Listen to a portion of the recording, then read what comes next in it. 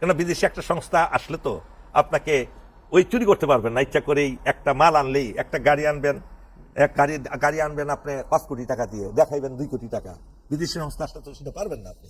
এটা করছে তারাই যারা দেশ থেকে চুষে চুষে রক্ত খাচ্ছে, তারা বিদেশে। আমি তো মনে করি এক সময় বাংলাদেশের সময় আসবে, টেন্ডার দিতে হবে সরকারিভাবে, বাংলাদেশ পরিচালনা করার জন্য আন্তর্জাতিক টেন্ডার আহ্বান করা হইল। সরকার গঠন করবে, এখন বিভিন্ন দেশ পার্টিসিপেট করবে, তখন দেখবেন পলিটিশিয়ানরা তখন বাধা দিবে। ভাই আপনারা চালাতে ব্যর্থ হয়েছেন 54 বছর 55 বছর, তো আপনাদেরকে দেখলাম কি উপহার দিয়েছেন এই জাতিকে। এখন বন্দর নিয়ে কথা বলতেছেন, বন্দর চালানোর মতো সক্ষমতা কি আমাদের আছে? আমরা সক্ষমতা দেখাতে পেরেছি?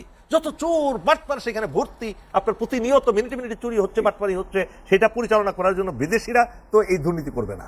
কিন্তু তারা বলছেন যে আমার দেশে সক্ষমতা নাই, কিন্তু দেশের বন্দর যদি বাইরে দেন তাহলে তো দেশীয় প্রতিষ্ঠান তৈরি হবে না।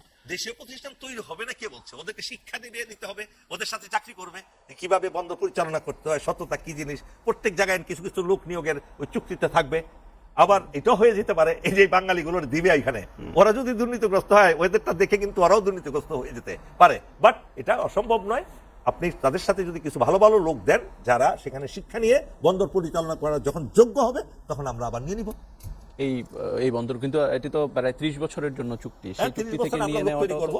30 বছরে আমরা সক্ষমতা অর্জন করব, আমরা এমন সক্ষমতা অর্জন করব যে বন্দরে কোনো অনিয়ম হবে না। অর্থাৎ এখানে আপনি কোনো নিরাপত্তা ঝুঁকি দেখছেন না। অনেকে যেটা বলার চেষ্টা করছেন, বিশেষ করে বাম রাজনৈতিক দলগুলো সেটিতে কথা বলছেন, আনু মোহাম্মদ স্যারদের মতো লোকেরা কথা বলছেন, মুজাহিদুল ইসলাম সেলিমদের মতো বাম রাজনৈতিক নেতারা এটিতে কথা বলছেন, এবং সেখানে বন্দরে যারা আছেন তারা তো আন্দোলনই করছেন, আপনি বললেনই তো সেটির কারণে। এখন তারা যেটি বলছেন যে এই বন্দর যদি দিয়ে দেওয়া হয়, এই বন্দর দেওয়ার মধ্য দিয়ে বহির্বিশ্বের অর্থাৎ আমেরিকার আধিপত্য বাড়তে পারে, সেখানে দেশের নিরাপত্তা ঝুঁকিতে পড়ে। তারা অত্যন্ত জ্ঞানী মানুষ, আলী মোহাম্মদ বলেন, মুজাহিদুল ইসলাম সেলিম বলেন, তারা আজীবন এই বলেই গেছেন তারা, কিন্তু বাস্তবে তারা কিছু প্রমাণ করতে পারেননি।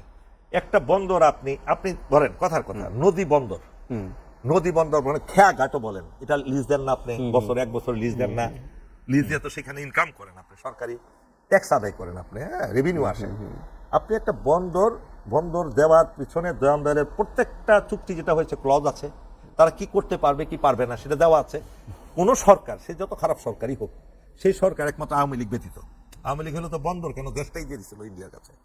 যদি বর্তমান সরকার সেই ক্লজগুলো নিশ্চয়ই এনশিওর করেছে, সারা সেখানে কোনো অস্ত্র গোলা বারুদ এগুলো আনা যাবে না, এগুলো তদারকি, কারণ রাষ্ট্রীয় গোয়েন্দা প্রতিষ্ঠান তো থাকবেই সেগুলো তদারকি করার জন্য। হ্যাঁ, আপনার ভয়ের কিছু নাই, কিন্তু আপনি ওখানে কিন্তু দেওয়া মানে কি একটা ছোট আধিপত্য কিন্তু সেখানে দেওয়া হচ্ছে না।